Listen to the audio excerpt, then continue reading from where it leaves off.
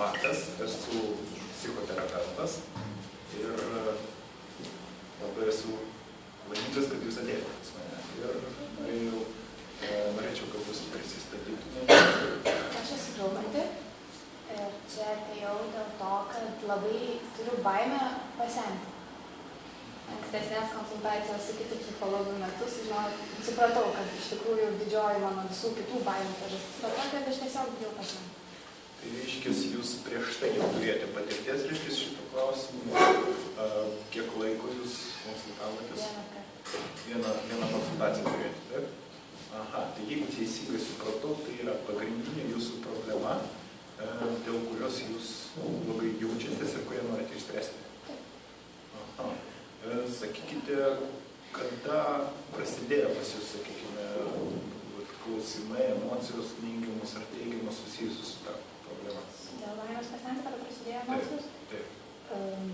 Greičiausiai gal paauglystėje, vidurinioji paauglystėje, kažkur apie 13-14 metus, kai aš pradėjau, tiesiog nustojau visiškai tikėti, nustojau būti katalikė, galima sakyti, pradėjau dėlioti savo mintyse požiūrį apie mirtį ir nuo tada turbūt pradėjau ir bijoti to senėjimo proceso, dėl to, kad senėjimo procesas veda į mirtį. Tai man visą laiką atrodo, kad aš turiu per daug mažai laiko tam, kad įvykdyčiau visą tai, ką aš noriu. Tai reiškia, buvo kažkoks tai pagal jūs tam tikras momentas, nuo kurio, sakykime, jūsų pasaulėžiūra pasikeitė, taip? O tai gal galite papasakoti, kokia jinai buvo iki to momento? Iki to momento aš niekada nebuvau labai tikinti, niekada nebuvau krikščionė. Tiesiog, kadangi augau tokioje šeimoje, tai... Kokioje šeimoje? Krikščioniškoje, pakankamai.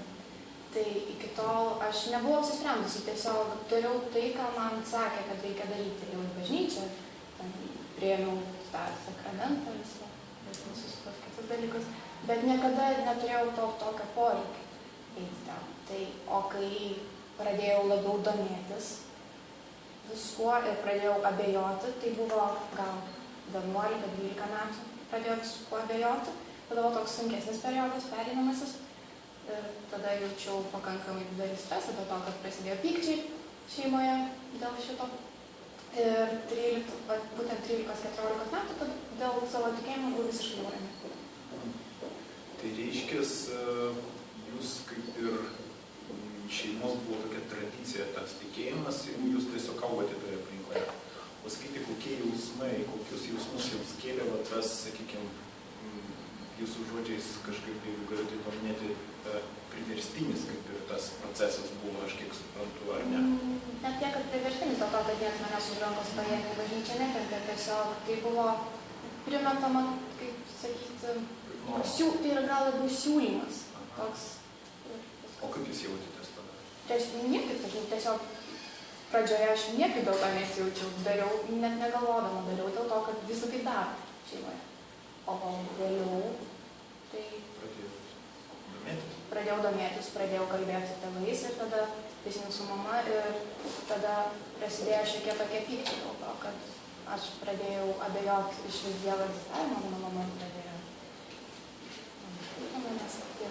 Atsirado konfliktai. Atsirado konfliktai, bet viskas, kas yra susijęs su religija, jau yra išspręsta mano gyvenime. Ir tiek su mama santykiai jau yra normalūs, tiek abejonių man nebėra jokių ir dėl to baimę aš nebeturiu.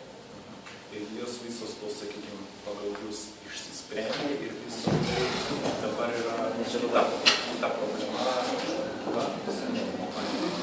Sakykite, kaip pasireiškia ta baimė jums, ar čia kažkokiais tai momentais, ar nuolatinė, kokios čia pasireiškimus? Pasireiškia tuo, kad aš labai daug galvoju apie savo ateitį.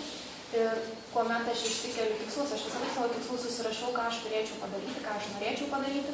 Ir visą laiką galvoju, kad, sakykime, mano koks nors planas, jam reikia, kad įgyvendinčiau 10 metų, sakykime. Ir aš pagalvoju, jeigu aš imsiuos tik to plano, po 10 metų man jau bus tiek metų ir aš nebegalėsiu vykdyti kitų planų. Ir tada aš suprantu, kad man yra labai mažai laiko tam, ką mažai gyvenimo tam, kad įvykdyčiau viską, ką turiu. Plus, kai aš pasensiu nuo tam tikro amžiaus tarpsnio, aš jau nebegalėsiu daug ko padaryti dėl to, kad man sveikata neleis. Ir mane taip pat ima siaubas, kai pagalvoju apie tai, jau aš kai pasensiu, galbūt aš nebegalėsiu savimi pasirūpinti. Aš nebegalėsiu daryti to, ką aš mėgstu daryti. Ir tai mane labai būkina ir aš iš vis galvoju, kad senatvė nėra pats geriausias laikas. Nėra pats geriausias laikas. Kodėl jūs taip galvojate? Dėl to, kad daug ko nebegali daryti ir dėl to, kad jau gilioje senatvėje tu gali nebegalėti pasirūpinti savimi. Man atrodo, kad pasirūpinti savimi yra svarbiausia. O sakykime, jeigu, pavyzdžiui, trumpam įsivaizduoti, kad ta problema jūsų dingtų, kaip jūs įsivaizduotumėte save, jeigu, pavyzdžiui, jūs to nebijotumėte, kaip pavyzdys, kad jūs gyvenate amžinai, jūs tada būtumėte laimingas? Taip, aš tada nesukčiau savo galvos, kaip visus planus sutalpinti tokį mažą laiko tarpą, ko atsisakyti, daryčiau tiesiog tai, ką aš noriu daryti ir negalvočiau apie tolesnį. Tai taip smarkiai negalvočiau. Gerai, mes čia bandėm tokį, sakyti, teorinį, hipotetinį variantą, nelabai gal įmanoma šiais laikais, bet gal kas žino perspektyvais, tai gali būti. Bet kaip jūs manote jūsų tos problemos sprendimo būdai? Ar yra kažkokie tai? Man problemos sprendimo būdai? Nežinau, man gal reikėtų kaip nors savo įrodyti, kad senatvė nėra toks baisus dalykas, kad aš galėsiu gal daugiau daryti, negu dabar atrodo, kad galiu daryti senatvėje. Nors man pažiūrėjus į senyvus žmonės, neatrodo, kad gali ką nors labai jau smagus padaryti. Ir plus, kiek žiūri į senus žmonės, jie visi yra labai dažniausiai liūdni, pikti, neigiami ir aš labai bijau, kad ir pati galiu būti tokia sena. Dabar atrodo, kad tai neįmanoma, kad aš būčiau tokia, bet gali būti, kad kažkur iš tikrųjų vyksta lūžis, kai tu toks neigiamas ir pasidarai ir nepatenkintas gyvenimu. Tai man gal reikėtų kaip nors savo rodyti, kad visgi aš galiu išlaikyti tą tokį pozityvumą savy. O jūs, sakote, daugumoje žmonės, tie, reiškia, vyresnio amžiaus, jie yra neigiami ar ten pesimistiškai. Kur jūs matote? Kalėjimuose. Aha, daugiausia tame jo.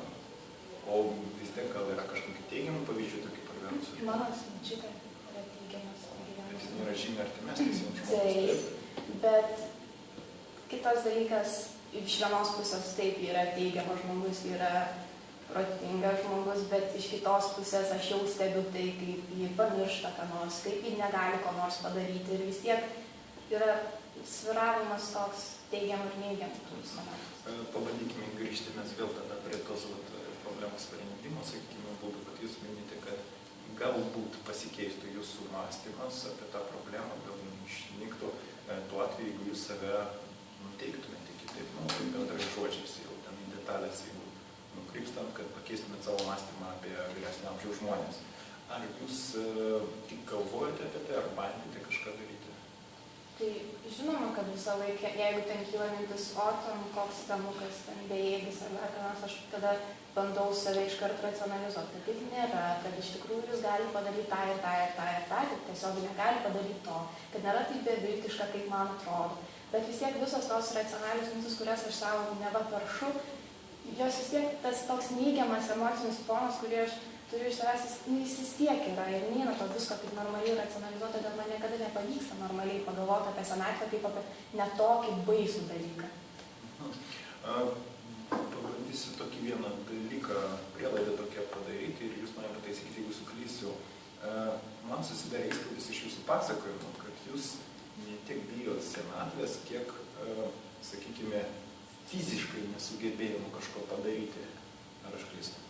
Iš dalies teisingai, aš bijau, kad negalėsiu daug ką padaryti fiziškai, bet iš kitos pusės aš galvoju, kad aš nesugebėsiu padaryti iki senatvės to, ką aš galiu padaryti, ką norėčiau padaryti. Jūs, reiškia, savo gyvenimą pasaulėžiūrį remiantis, kiek aš irgi supratau, reiškia, planais. Daug kuriat planų ir juos įgyvendinat ir nuo to jaučiatės gerai. Aha. O jūs daug, sakykime, pažįstate tokių žmonių, kurie dešimtmečiui sudaro planą ir jų laikosi siekia ir pasiekia? Ne tik save. Aha, tai reiškia, gaunasi, kad jūs tokia kaip ir vienintelė. Aš nemanau, kad aš esu tokia vienintelė, nes pasaulyje yra daugiau nei 7 milijardai žmonių, bet manau, bent jau mano aplinkoje taip aš esu, arba nežinau, arba net kas nesako, kad taip planuoja. Bet tai nebūtinai yra gerai, ar nebūtinai yra blogai. Bet jums tai atrodo kasdieninis dalykas? Man atrodo, tai logiškiau, kai tu žinai, ką aš galiu daryti rytoj poryt arba po mėnesį. Aha, bet jeigu tai padaryti prielaidą, kad 10 metų, net 5 ar 3 metai yra pakankamai ilgas laiko tarpas, per kurį daug ką gali įvykti. Ir planuoti ne tai, kad beprasmiškai, tiesiog labai rizikinga kurti didelius planus ir dėti daug didelis pastangas jų kūrimui ir paskui kokios nors, sakykime, nenumatytos aplinkybės gali visiškai jas pakeisti. Ar pas jūs visiškai 100% viskas įvyksta, ką jūs planuojate? Tai mano planai nėra tokie, kad nuskrisčiau į kosmosą, jie yra tiesiog labai realūs. Ir aišku, jeigu nutinka kas nors netikėto, jie gali stumtis. Nėra tai rigidiškas planas, kur aš turėčiau siekti būtent taip ir būtent to. Aš siekiu to, bet galiu savo kelius šiek tiek planuoti ir keisti. O sakyk tokį šoną nueinantį klausimą, ko jūs gyvenime siekia? Aš gyvenime siekiu tapti psichologijos mokslų daktarė. Aha, tai reiškia, jeigu jūs pasiektumėte tą tikslą, jūs būtumėte... Nebūtinai tiek, aš žinoma turiu ir kitų planų, pavyzdžiui, sukurti šeimą greičiausiai, irgi yra vienas iš planų, kada nors ateityje. O prioritetais jūs įstatyti? Darbas. Darbas, prioritetinis. Bet kaip jūs jaustumėte, jeigu būtumėte įvykdžiusi šį planą, pavyzdžiui, jūsų... Turėti šeimą ir turėti karjerą? Ne, pradžiai karjerą, jo. Aš jaučiausi pakankamai gerai dėl to, kad aš būčiau padariusi tai, ko siekiau didžiąją savo gyvenimo dalį. Jeigu prie to paties jums ir turėtumėte ir šeimą, vaikus... Kad aš būčiau dar laimingesnė, ypač jeigu šeima būtų tokia, kokios aš noriu. Ar galima šitas prioritetus nustatyti kaip jūsų dviejų gyvenimo pagrindinius tokius prioritetus? Ne, dar yra ir kitas prioritetas dėl to, kad be darbo ir be šeimos esu ir aš. Ir aš visą laiką siekiu tobulėti pati ir įgauti vis naujų įgūdžių, vis naujų potyrių. Todėl man itin svarbu yra ne tik pasiekti kažkokios tam geros karjeros, pasiekti tam labai gerų santykių, bet ir patobulėti maksimaliai tiek, kiek įmanoma man patobulėti. O jeigu jūs per savo gyvenimą, atsiprašau, šiek tiek, turiu omeny, jūs suvokėte, kad tobulybė tai yra labiau procesas, ne rezultatas. Tai aš esu procese. Bet jūs suvokėte, kad tai yra procesas, tai yra nebaigtinis. Taip, kad baigtinis yra žmogus, bet procesas, žinoma, kad visada gali kažko daugiau pasiekti. Tiesiog aš turiu omeny, kad tobulybė tai yra ne rezultatas, galutinis. Kodėl iš dalies tai yra rezultatas? Pati tobulybė taip nėra rezultatas, bet jis susideda iš daugelio rezultatų. O mes apie ką dabar kalbame? Su atveju. Apie tai, kad aš galiu nesurinkti tiek daug rezultatų, kiek aš norėčiau iki to laiko, kai aš turėčiau. O jūs žinote, kiek norite surinkti? Aš turiu maždaug susirašysi, ką aš norėčiau išmokti, ko aš norėčiau pasiekti ir ką aš norėčiau sužinoti. O iki šiol jums pavykdavo visi jūsų planai?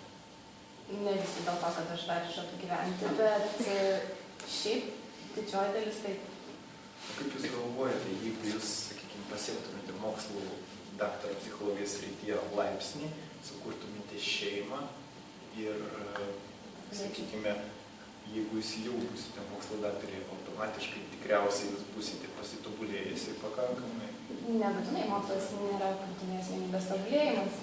Yra ir kultūra, ir kelionės, ir literatūra, ir šiaip asmeninės savybės, kurias reikia tobulinti. Tai kaip jūs manote, užtektų žmogų gyvenimo, kad pasiekti pat jūsų tikslų? Sunkiai manoma. Tai va tas mane ir baugina dėl to, kad aš turiu per daug tikslų ir per mažai laiko. Aha, bet yra žmonių, kurie turi, sakykime, laipsnį mokslinį iš šeimas. Bet jie nebūtinai yra laimingi ir nebūtinai yra labai pasiekę visų savo tikslų. Jie gali atrodyti labai sėkmingi, bet iš tikrųjų gali būti, kad jie yra nepasiekę visų savo norimų tikslų. Tai jūs tada man tai susidaro toks įspūdis, kad jūsų baimė ne tik susijusi su senėjimu, su laiko procesu, tiek su to, kad aš gal galiu klysti, pataisykite, kad to, kad jūs pasieksit, bet nepasieksit viso tam tikroji dozai kiekvieną iš jūsų ir norimų dalykų visuma bus ne tokia, kokios jūs tikitės? Ne, aš nesu kažko ten numačius kažkokio, kaip aš turėčiau atrodyti tada. Aš to nesu numačius. Bet aš bijau, kad tiek, kiek aš noriu, aš nesugebėsiu to padaryti per savo gyvenimą. Tai gal būtų prasminga tada koreguoti arba norus arba savo sugebėjimą? Labai sunku ir atsisakyti norų. Tai be abejo, niekas nesako, kad lengva, bet mes tiesiog teoriškai šnekant, gal tai būtų jūsų atveju naudinga. Atsisakyti norų. Arba tikslų. Tikslų, atsisakyti tikslų.